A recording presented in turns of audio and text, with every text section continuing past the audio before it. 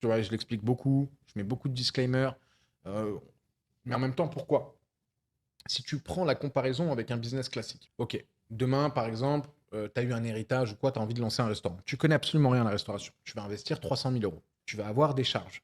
Tu vas avoir un loyer. Tu vas avoir des employés à payer, plus des consommables, plus du stress, du travail où tu vas devoir être ultra impliqué. Et un restaurant, c'est quelque chose de vivant, donc tu peux pas juste le laisser comme ça. Et tu vas devoir être là. Et en même temps, tu vas devoir te former et avoir des compétences.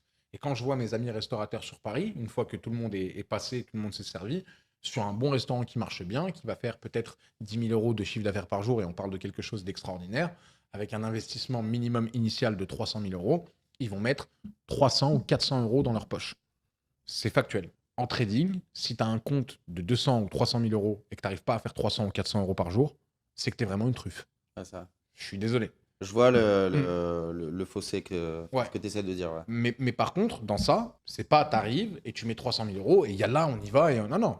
Bien sûr. Calme, démo, apprentissage.